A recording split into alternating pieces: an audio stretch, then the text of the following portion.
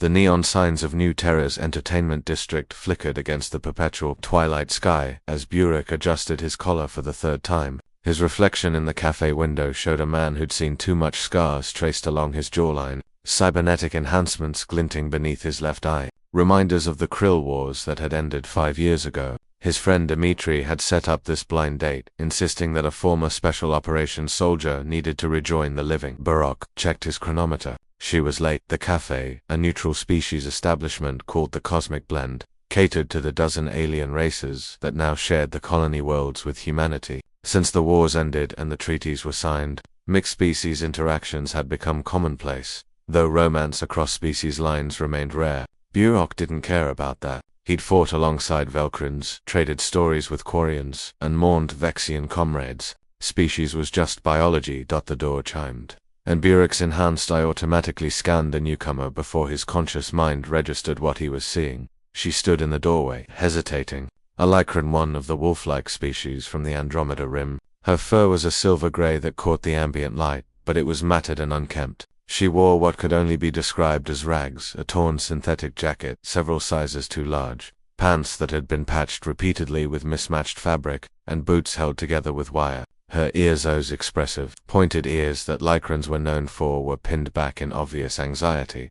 Other patrons glanced at her, some with curiosity, others with barely concealed disdain. The Lycran species had been neutral during the wars, refusing to take sides, which had earned them resentment from both human and Krill factions. Her golden eyes scanned the cafe, and when they landed on Burok, something flickered in them, hope mixed with resignation, as if she expected him to stand up and leave. Instead, Burok stood and smiled, gesturing to the empty seat across from him. "Melissa?" he asked softly. She nodded, approaching the table with the careful gait of someone expecting rejection at any moment. "I am sorry I am late," she said, her accent thick but her galactic standard clear. "The transport was delayed, and I had to walk from the lower districts." "No problem at all," Burok said, pulling out her chair. The gesture seemed to surprise her. "I'm Burok. It's nice to meet you." Melissa sat slowly, her clawed hands gripping the edge of the table. Up close, Burok could see more the way her fur had been recently washed despite her worn clothing, the pride she was trying to maintain despite her obvious poverty, and something else, old scars beneath the fur on her arms, military scars. He recognized them because he carried similar marks. "I should explain," Melissa began, her voice dropping. "Dmitri did not tell you about my ... circumstances. I am not what you probably expected. Dmitri told me you were intelligent, funny, and loved classical Terran literature," Burok replied. "He mentioned you'd been through some hard times. That's all I needed to know." Melissa's ears perked up slightly. "You do not mind that I am like, should I? Many humans do. My people did not fight in the wars. We are seen as cowards."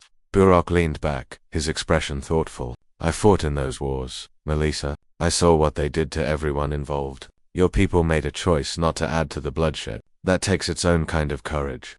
Something shifted in Melissa's posture. The rigid tension eased slightly. "You truly believe this?" "I know it," Burek said. "Cough. Or do Lycrans prefer something else?" "Guarantee, if they have it," she said quietly. "But it is expensive. My treat," Burok said, flagging down a server without hesitation. As they talked, Burok learned Melissa's story. She'd been a medical officer in the Lycran Neutral Corps, treating wounded from all sides of the conflict. When the wars ended, she'd tried to relocate to New Terra for a fresh start, but discrimination and lack of species-appropriate employment had left her struggling. She worked 3 jobs: janitorial work, data entry, and translating medical texts just to afford a small room in the lower districts.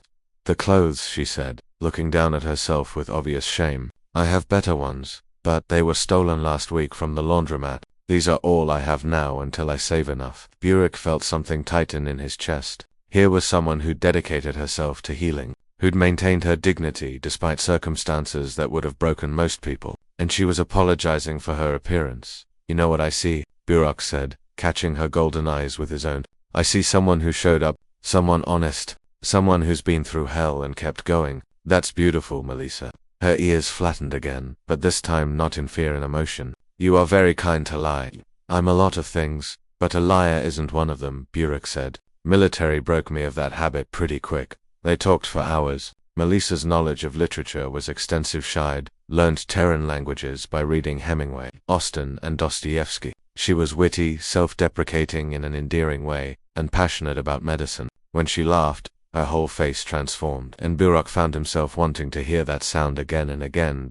As the cafe began to close, Burok walked Melissa to the transport station. The night air was cool, and he noticed her shivering in her inadequate jacket. "Here," he said, shrugging off his own coat, a heavy military surplus piece that had survived 3 deployments.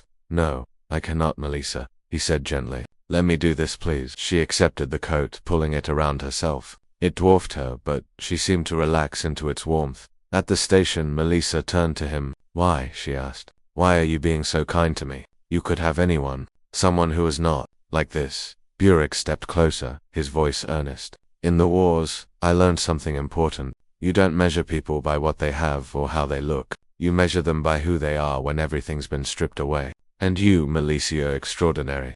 Tears formed in her golden eyes. "I do not understand humans sometimes." "That's okay," Burok smiled. "I don't understand us either, but I'd like to see you again, if you're willing." Melissa's tail, which had been tucked low all evening, began to wag slightly, an unconscious gesture of joy. "Yes," she said. "I would like that very much." As her transport arrived and she disappeared into the night, still wearing his coat, Burek realized something. He'd been half dead since the wars ended, going through motions but not really living. In one evening, a Lycran woman in rags had reminded him what it meant to feel alive. Humans, he thought, were often called stubborn, reckless, and sentimental by other species. But their greatest strength was simpler. They recognized worth in the unlikeliest places.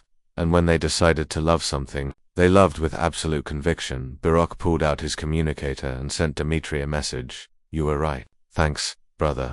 Tomorrow he'd figure out how to help Melissa. Tonight, he just smiled at the memory of golden eyes that had finally shown hope.